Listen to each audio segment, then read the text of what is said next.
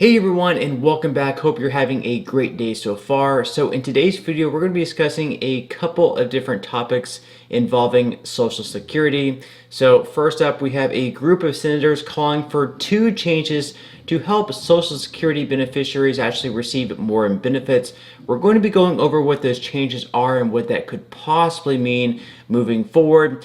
Also, we have Donald Trump recently calling on his Republican colleagues for calling on raising the Social Security age up to the age of 70. We're going to be going over what he said and what this could mean going forward, who is actually calling on the full retirement age for Social Security benefits to be raised up to the age of 70, and the chances of that actually happening. Now, before I get into the first news piece for today's video, if you wouldn't mind helping me out just real quickly by just giving this video a like, that certainly helps out with the good old YouTube algorithm, and also consider subscribing to my channel if you have not already. Okay, so first up today, we have the senators calling for two changes to help encourage Social Security beneficiaries to claim retirement benefits later and therefore receive, more in benefits. So it says that many Americans claim Social Security retirement benefits at the earliest age possible, but see their monthly benefit checks reduced for life because they did so. Now, a bipartisan group of senators is proposing two changes to help encourage retirees to wait. The lawmakers include Senators Bill Cassidy, Chris Coons, Susan Collins, and Tim Kaine.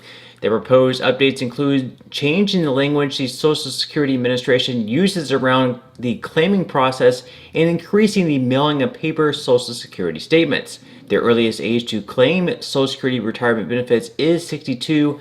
However, those who claim at that age see a reduced benefit. So if you claim your benefits at 62 as opposed to 66 or 67, depending on what your full retirement age is, you would actually receive a reduced benefit of up to 30%. So obviously, if you can wait to 66 or 67, it's much better to do so. You're going to receive a better benefit. And then if you can wait all the way to the age of 70, you would receive even more. But obviously, a lot of people don't want to wait all the way to the age of 70 to start receiving their full retirement benefits. The article goes on to say that Social Security beneficiaries are entitled to full benefits once they reach their full retirement age, 66 to 67, depending on their date of birth. For every year delayed past full retirement age, claimants stand to get an 8% increase. Yet, 62 remains the most frequent claiming age, with almost 35% of men and 40% of women making that choice, the senators note, resulting in an average lifetime loss of $111,000 per household.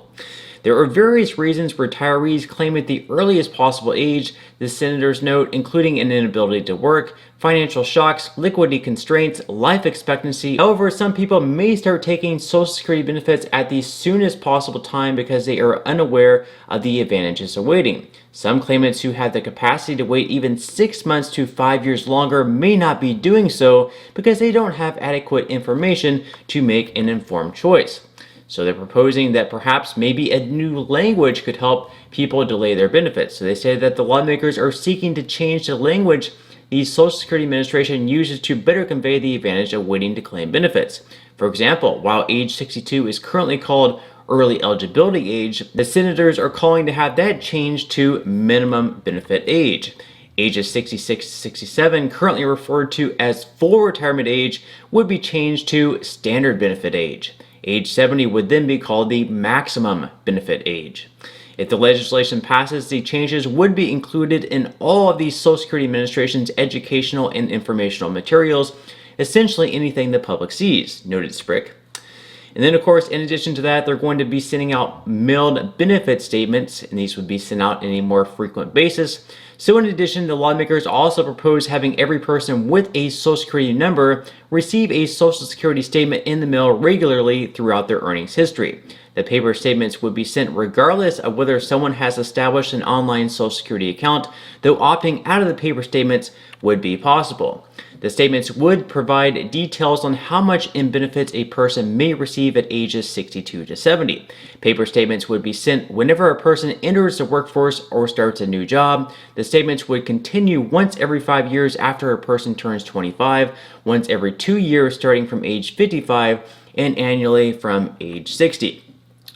Research from the Bipartisan Policy Center previously identified paper statements as one method of helping to encourage Americans to claim at the right age.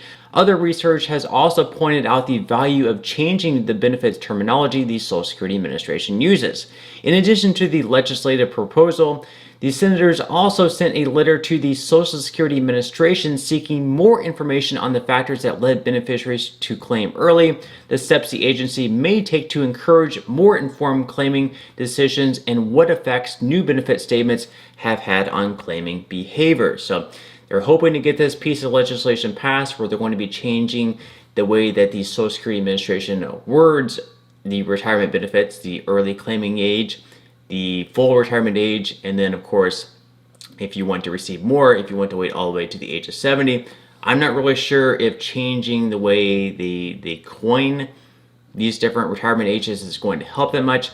I do think that perhaps more frequent paper statements would help, where people are able to sit down and look at that and say, hey, this is what I'm going to receive at 62 if I claim at 62. This is what I'm going to receive if I wait till 66 or 67, my full retirement age. And this is how much I could potentially receive if I wait all the way to the age of 70. And then you can kind of weigh the pros and cons from there. A lot of people may think that 62 is your retirement age, this is where you can claim, and they may not think they can actually receive more if they wait a few more years. So I definitely think that could help, but we're just going to have to wait and see whether or not that gets passed. But of course, we have a much bigger deal on our hands because a lot of Americans may unfortunately just be forced to have to take benefits later, because this is because that the full retirement age may actually in fact be lifted all the way to the age of 70 if a bipartisan group of senators and Bill Cassidy and Angus King get their way. In their proposal, they would be having a new sovereign wealth fund, but in addition to that, they would be raising the full retirement age up to 70. Who knows which age group would be impacted by this, but Bill Cassidy is basically saying that, hey, we could sit around and argue about how we can fix Social Security all day long, but the fact of the matter is, if we do nothing, that is going to result in a 24% pay cut. Watch. We're choosing to fix Social Security so that people who are on it now don't get a 24% cut. President Biden's choosing to ignore it, which means under current law, people will get a 24% cut in what they're getting from Social Security when the program goes insolvent in 9 years. He chooses to do nothing. We're choosing to save it. Meanwhile, former President Donald Trump was at CPAC and he was actually bashing his fellow Republicans for even suggesting the idea of raising the full retirement age up to 70, 75, or even 80. So let's go ahead and have a listen. We're not going back to people that want to destroy our great Social Security system. Even some in our own party, I wonder who that might be, that want to raise the minimum age of Social Security to 70, 75, or even 80 in some cases, and that are out to cut Medicare to a level that it will no longer be recognizable. And when that was their original thought, that's what they always come back to. Remember that. You have to remember that. You heard it here first. We are never going back to a party that wants to give unlimited money to fight foreign wars that are endless wars, that are stupid wars. So who knows what really ends up happening in the end? Do we end up raising the full retirement age, forcing Americans to wait until a longer period of time to receive these benefits, and possibly receiving them for a smaller period of time if they don't end up living that long?